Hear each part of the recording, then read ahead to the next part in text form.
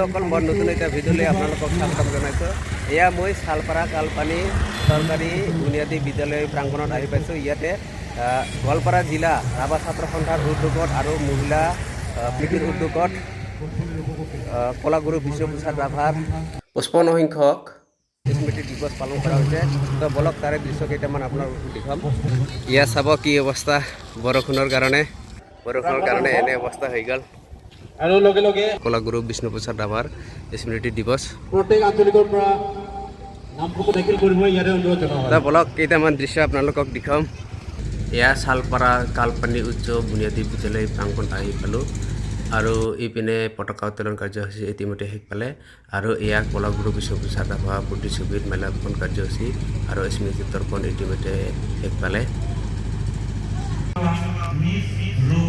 এই যে ভণ্টিসকল পুৰা ড্ৰেছত যে কৃষ্টি নাচিব নেকি না হা হয় নেকি? নে দে দে শুন কোন আঞ্চলিকৰ পৰা? শালপাৰা ন? ইয়াতে চিত্ৰাংকন প্ৰতিযোগিতা হৈ আছে না? চ' কি হিচাপত চিত্ৰাংকন প্ৰতিযোগিতা অনুষ্ঠিত কৰা হৈছে? হয়, আমি প্ৰথম যোনটো আমাৰ ভাগ আছে মানে ক্লাছ 1ৰ পৰা পায় তেওঁলোকক আমি যিকোনো এটা ফুলৰ ছবি আঁকিব মানে দিছোঁ আৰু 6ৰ পৰা 7 যিকোনো এটা প্ৰাকৃতিক দৃশ্য এটা মানে আঁকিবৰ কাৰণে দিয়া হৈছে আৰু আপোনাৰ ধৰক 8ৰ পৰা কলেজ গোয়িং ষ্টুডেণ্ট তেওঁলোকে যিহেতু অকণমান ডাঙৰ, তেওঁলোকৰ চিন্তাধাৰাখিনি অকণমান মেচিয়ৰ, তেওঁলোকক আমি ৰাভা জনগোষ্ঠীৰ যিকোনো এটা দৃশ্য এটা দাঙি ধৰিব আমি মানে কৈছোঁ তেওঁলোকক। মোৰ নাম হিমদীপ্ত আৰু এজন জিতু বিষ্ণু আছে ইয়াতে। তো বন্ধুসকল এয়া চিত্ৰাংকন প্ৰতিযোগিতাৰ কিছু দৃশ্য আপোনালোকক দেখুৱাই আছোঁ। আৰু কলাগুৰু বিশ্বপ্ৰসাদ ৰাভাদেৱৰ জন্ম হৈছিল 31 জানুৱাৰী 1909 চন বৰ্তমানৰ বাংলাদেশৰ ৰাজধানী ঢাকা চহৰত। তেখেত অসমীয়া সংগীত আৰু শিল্পৰ অন্যতম পথ প্ৰদৰ্শক আছিল। তেখেতৰ তাণ্ডৱ নৃত্যত মোহিত হৈ বাৰাণসীত সৰ্বপল্লী ৰাধাকৃষ্ণনে তেওঁক কলাগুৰু উপাধি প্ৰদান কৰে। ছাত্ৰ জীৱনত তেখেতৰ প্ৰখৰ মেধাসম্পন্ন আছিল, যিহেতু তেওঁ আছিল অসমৰ প্ৰথম এন্থ্ৰপলজি। অঁ ভাইটি, ছবি আঁকি কেনেকুৱা লাগিল? ভালে লাগিল। এই যে ভণ্টিসকল ওলালে ন, কেনেকুৱা লাগিছে ছবি আঁকি? ভালে লাগিছে না? আমাৰ এটা ভণ্টি প্ৰতিযোগিতাত অংশগ্ৰহণ কৰি কেনেকুৱা লাগিলে? ভালে লাগিল না? ক'ৰ পৰা আহিছিলে, কোন আঞ্চলিকৰ পৰা? কি আঁকিবলৈ দিছিলে আপোনাক?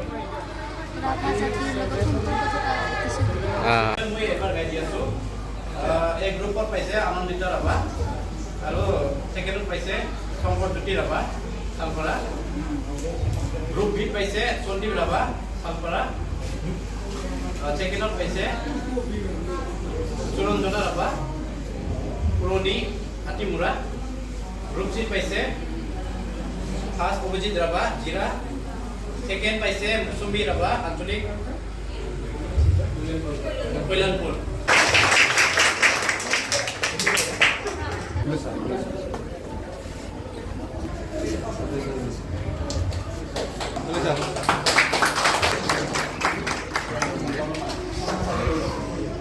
এইফালে ভণ্টিসকল ঘৰাপটাৰ পৰা না?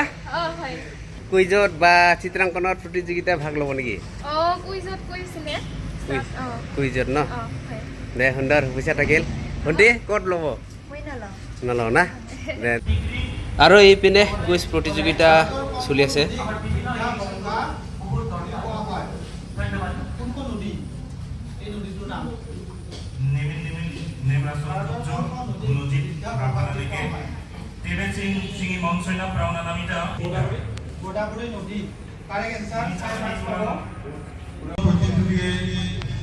বাইদেউসকল কোন আঞ্চলিকৰ পৰা? দাৰিদ্ৰী ন?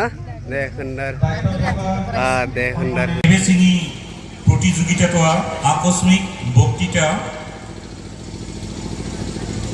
মিছ অংকুমণি ৰাভা বাইদা আঞ্চলিক ৰাভা ছাত্ৰ সন্থা। নমস্কাৰ, মোৰ নাম মিছ অংকুমণি ৰাভা। মই বাইদা আঞ্চলিকৰ পৰা আহিছোঁ। মোৰ ভাগত পৰিছে গৰু। গৰু আমাৰ ঘৰচীয়া পোহনীয়া জন্তু। গৰু হৈছে চাৰিঠেঙীয়া জন্তু। নমস্কাৰ মোৰ নাম মিছ ৰীতা শ্ৰী ৰাভা মই বাইদা আঞ্চলিক পৰা আহিছোঁ মোৰ আকস্মিক কথাটা হৈছে যান বাহন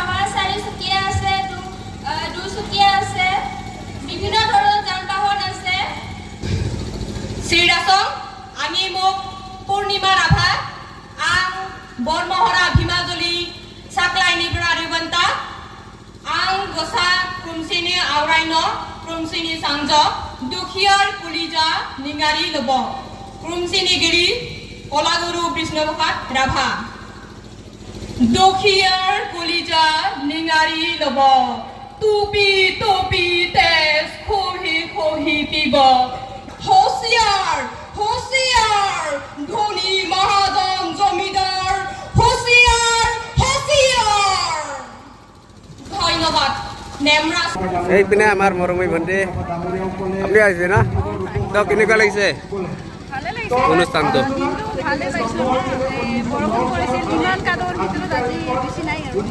ঠিকে বাকী বহুত মানুহ লগ পালোঁ ভালে লাগিছে কবিতা থাকিল আৰু দিনটো ভালে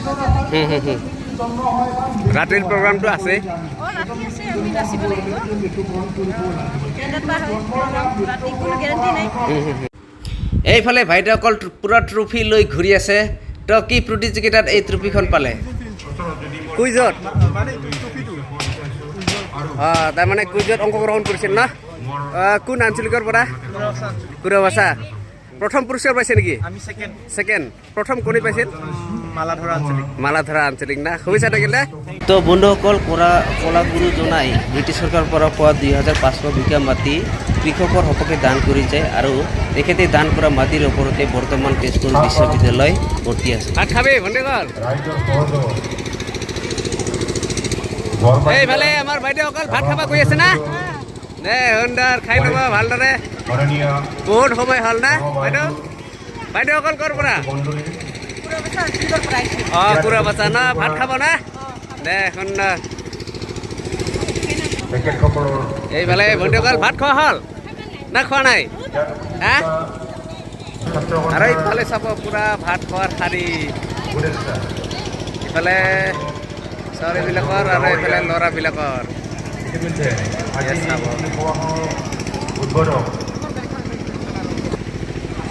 এই আমাৰ ভণ্টি পূৰা পষ্ট লৈ ফটো উঠাই আছে না ভাইটি আপোনালোকে কওক ইয়াৰে না ইয়াৰে অঁ ভাত পানী খাইছেনে নাই তো আপোনালোকৰ শালপাৰা আঞ্চলিকে না তো কেনেকুৱা লাগিছে বিষ্ণুপ্ৰসাদ ৰাভা দিৱস ইয়াতে হৈছে না আৰু এই সম্বৰ্ধনা অনুষ্ঠানখিনি আঁত ধৰাৰ কাৰণে গোৱালপাৰা জিলাৰ ৰাভা ছাত্ৰ সন্থাৰ সাধাৰণ সম্পাদক তিলক ৰাভা ডাঙৰীয়াক এই সম্বৰ্ধনা অনুষ্ঠানখিনি আঁত ধৰাৰ কাৰণে আহ্বান জনাইছোঁ ৰাষ্ট্ৰীয় যোগ্যতাসহ প্ৰৱেশ পৰীক্ষা 2024 বৰ্ষত আমাৰ গোৱালপাৰা জিলাৰ যি 4গৰাকী ৰাভা ছাত্ৰ ছাত্ৰীয়ে ইতিমধ্যে এই পৰীক্ষাত উত্তীৰ্ণ হৈ আমাৰ জাতিটোৰ মাজত গৌৰৱ কঢ়িয়াই আনিবলৈ সক্ষম হৈছে সকলোৱে এজনকে হাত চাপৰি দিব আমাৰ গৌৰৱ দৰ্শনা ৰাভা পিতৃ বিষ্ণুপ্ৰসাদ ৰাভা মিছ দৰ্শনা ৰাভা আমাৰ বিৰুবালা ৰাভাৰ নাতিনী পদ্মশ্ৰী যি অন্ধবিশ্বাস আৰু কুসংস্কাৰৰ বিৰুদ্ধে এই সমাজত তেওঁ অহৰহ যি কুসংস্কাৰ অন্ধবিশ্বাস আঁতৰৰ কাৰণে যুদ্ধ চলাই আছিলে আৰু তেখেতৰে নাতিনী দৰ্শনা ৰাভা এইবাৰ নীট পৰীক্ষাত পৰীক্ষাটোৰে উত্তীৰ্ণ হৈছে ৰাষ্ট্ৰীয় যোগ্যতা হ'ব প্ৰৱেশ পৰীক্ষাটোৰে উত্তীৰ্ণ হোৱা নীটত আমাৰ মিছ জুবলি ৰাভা তেখেতৰ পিতৃ আমাৰ মাজত উপস্থিত আছে তেখেতকো আমি এখনি ৰাভা জাতীয় বজাৰৰ সম্মাননা জনাইছোঁ আগবাঢ়িছোঁ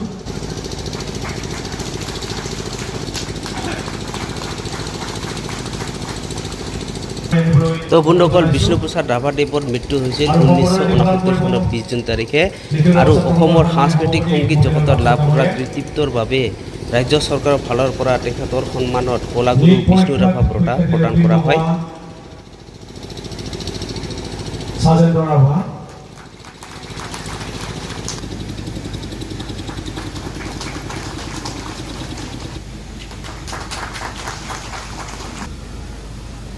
সোনালেন্দু ৰাভা, মহিলা পৰিষদৰ সন্মানীয় সাধাৰণ সম্পাদিকা কবিতা ৰাভা বাইদেউ, ৰাভাৰ পিতৃ দীনেশ চন্দ্ৰ ৰাভা আমাৰ মাজত উপস্থিত আছে। তেখেতক আমি কৰি ৰাভা জাতীয় বজাৰে সম্বোধন জনাইছোঁ। আমাৰ টংকেশ্বৰ ৰাভা ছাৰ আছে। আজিৰ তাৰিখত বিষ্ণু ৰাভাৰ ৰাভা হাছন সাহিত্য সাহিত্য পৰিষদ এলেকাৰ যিকোনো অঞ্চলত বিষ্ণু ৰাভা দেৱৰ আবক্ষ প্ৰতিমূৰ্তি স্থাপন কৰিবলৈ ব্যৱস্থা লওক। দ্বিতীয়তে মই ক'ব খুজিছোঁ, বাহাদুৰ বেলবং কছাৰীৰ নামতো ৰাভা হাছন সাহিত্য সাহিত্য পৰিষদে কিবা এটা বঁটা ঘোষণা কৰিছে। খুব ভাল কথা, আনন্দ পাইছোঁ। ভীমবৰ দেউৰীৰ কথাই হওক বা যাদৱ খাখৰীৰ কথাই হওক বা আজিৰ পিছৰ যোনবিলাক ট্ৰাইবেলৰ যিটো ৰাজনীতি, জনজাতিৰ যিটো ৰাজনীতি, সেই ৰাজনীতিৰ আমি খোজ পেলাব নোৱাৰিলোঁ। ৰাভা হাছন সাহিত্য সাহিত্য পৰিষদ এলেকাৰ অঞ্চলত ছবিদাৰ চৰ্দাৰ বাহাদুৰ বেলবং ৰাম কছাৰীৰ আবক্ষ প্ৰতিমূৰ্তি স্থাপন কৰিবলৈ ব্যৱস্থা লওক। এইখিনি অনুৰোধ জনাইছোঁ। কলাগুৰু বিষ্ণুপ্ৰসাদ ৰাভাই যিখন অসমক লৈ যিখন ভাৰতবৰ্ষলৈ সপোন ৰচিছিল, সেইজন ককাইদেউ আৰু বহুত যুগ তেওঁ যদি জীয়াই থাকিলেহেঁতেন, এইখন অসম হৈ নাথাকিলেহেঁতেন, এখন ভাৰতবৰ্ষ আজিৰ ভাৰতবৰ্ষ হৈ নাথাকিলেহেঁতেন, সেইখন মহামানৱ মহাত্মা গান্ধী বিচৰা ভাৰত, সেইখন কলাগুৰু বিষ্ণুপ্ৰসাদ ৰাভাই বিচৰা ভাৰত, সেইখন কলাগুৰু বিষ্ণুপ্ৰসাদ ৰাভাই সাম্যবাদৰ এই অসম মূলকৰ অসম ৰাজ্যখন পাবৰ কাৰণে সক্ষম হ'ল। তাত লিপিবদ্ধ কৰি আহিছে। আপোনালোকে চাব, বিভিন্ন ধৰণৰ কথা, বিভিন্ন ধৰণৰ প্ৰক্ৰিয়া, আপোনালোকৰ চিন্তা চৰ্চা যদি চাই আমি দেখিবলৈ পাওঁ, আমি ক'বলৈ পাওঁ। আৰু সেইকাৰণে তেওঁ সাম্যবাদৰ ধাৰণাত ব্যস্ত হ'লেও কলাগুৰু বিষ্ণুপ্ৰসাদ ৰাভাৰ সেইকাৰণে বিপ্লৱীৰ কবিতা আপোনালোকে চাই। সেইকাৰণে তেওঁ কৈছে আমি আগুৱাই যাম বিপ্লৱী নিচান উৰুৱাই। তেওঁ কৈছে ন, আমি আগুৱাই যাম বিপ্লৱীৰ নিচান উৰুৱাই। মানুহক বিপ্লৱী হ'বৰ কাৰণে কথাখিনি, বিপ্লৱ মানে নিজৰ জীৱন বৃত্তান্ত, নিজৰ জাতি, নিজৰ অঞ্চল, নিজৰ দেশ আৰু মাটিক উদ্ধাৰ কৰিবৰ কাৰণে প্ৰকৃতাৰ্থত জনগণৰ প্ৰকৃতাৰ্থত স্বাধীনতা, জনগণৰ উদ্ধাৰ, জনগণে বিচৰা শক্তিখিনিক যাতে তেখেতে হস্তান্তৰ কৰিবৰ কাৰণে, তাৰ কাৰণে সেইটো লৈ গৈছে বিপ্লৱী কবি। অসমৰ যি নিপীড়িত নিষ্পীড়িত জনসাধাৰণে কলাগুৰু বিষ্ণুপ্ৰসাদ ৰাভাক যিয়ে আন্দোলন কৰে, যিয়ে সংগ্ৰাম কৰিছে, যিয়ে মুক্তি বিচাৰিছে, যিয়ে ভাৰতবৰ্ষৰ সংবিধান বিচাৰে প্ৰদত্ত সুবিধাসমূহ পোৱা নাই, সেইসমূহ সংগঠন, সেইসমূহ জাতি, সেইবোৰ সামাজিক সংগঠনে থোৰতে বিচাৰি পেলাই কলাগুৰু বিষ্ণুপ্ৰসাদ ৰাভা। আৰু সেইকাৰণে আজি কলাগুৰু বিষ্ণুপ্ৰসাদ ৰাভা এজন গীতিকাৰৰ কাৰণে যিমান প্ৰাসংগিক, এজন ফুটবলৰ কাৰণে যিমান প্ৰাসংগিক, এজন কবিৰ কাৰণে যিমান প্ৰাসংগিক, যিমান সাহিত্যিকৰ কাৰণে যিমান প্ৰাসংগিক, তাতকৈ বহু হাজাৰ গুণে প্ৰাসংগিক কলাগুৰু বিষ্ণুপ্ৰসাদ ৰাভা আমাৰ দ্বাৰা জাতিয়ে যি সংগ্ৰাম কৰিছে, যিসকলে সহস্ৰ সংগ্ৰাম কৰিছে, যিসকলে সাম্যবাদৰ সংগ্ৰাম কৰিছে, যিসকলে মুক্তি বিচাৰিছে, যিসকলে নিষ্পীড়িত জনসাধাৰণৰ পৰা মুক্তি বিচাৰি সকলো সাম্যবাদৰ সংগ্ৰাম কৰিছে, সেইসকল মানুহে কলাগুৰু বিষ্ণুপ্ৰসাদ ৰাভাক বেছিকৈ দেখা পায়। এই যে সশস্ত্ৰ অনুভূতিৰ সংগ্ৰাম, এই যে সংগ্ৰাম বুলি কোৱা হয়, আজি দিছপুৰ ৰজাঘৰে পালন কৰে। দিছপুৰ ৰজাঘৰে পালন কৰি কৈছে যে সাম্যবাদৰ কথা, অসমৰ সম্প্ৰীতিৰ কথা, অসমৰ সমন্বয়ৰ কথা, বৃহত্তৰ অসমৰ জাতি জনগোষ্ঠীৰ সাহিত্য সংস্কৃতি বৰ ঘৰিয়াৰ বাট কটীয়া বুলি যদি চিনাকি দিবলগীয়া হয়, এটাই নাম উচ্চাৰিত হয়, কলাগুৰু বিষ্ণুপ্ৰসাদ ৰাভা। সেই দৃষ্টিভংগী যদি অসমৰ বৰঘৰ, অসমৰ চৰকাৰৰ পৰা যদি কথাখিনি কয়, তেতিয়াহ'লে আজিৰ সেই প্ৰাসংগিক যদি আমি ইয়ালৈকে লৈ আনো, ৰাভা হাছন অট'নমাছ কাউন্সিলখনক সাংবিধানিকভাৱে শিক্ষাৰ অন্তৰ্ভুক্ত কৰিব নোৱাৰাৰ কাৰণ আৰু যুক্তি ক'ত? যুক্তি তেতিয়াহে প্ৰাসংগিক হয় যেতিয়া কলাগুৰু বিষ্ণুপ্ৰসাদ ৰাভাৰ নিচিনা ব্যক্তিজনক যদি আমি পালন কৰোঁ, কলাগুৰু বিষ্ণুপ্ৰসাদ ৰাভাক যদি ৰজাঘৰে পাৰা দিছপুৰে যদি পালন কৰে, পালন কৰাৰ পিছত আজি ৰাভা জনগোষ্ঠীৰ যি ধৰণৰ সংগ্ৰামৰ মুক্তি নিষ্পীড়িত জনসাধাৰণ, নিষ্পীড়িত জাতিৰ উদ্ধাৰৰ কাৰণে যি সংগ্ৰাম অব্যাহত ৰাখিছে, সেই সংগ্ৰাম সফল সমাপ্ত কৰিবৰ কাৰণে কিয় নোৱাৰে? তো বন্ধুসকল, এয়াই আছিল আজিৰ ভিডিঅ'। কেনেকুৱা লাগিলে কমেণ্ট কৰি জনাব, আৰু যিসকলে নতুনকৈ চাই আছে তেখেতসকলে মোৰ চেনেলটো ছাবস্ক্ৰাইব কৰি ৰাখিব। পুনৰ এটা নতুন ভিডিঅ'ৰে লগ পাম। ধন্যবাদ।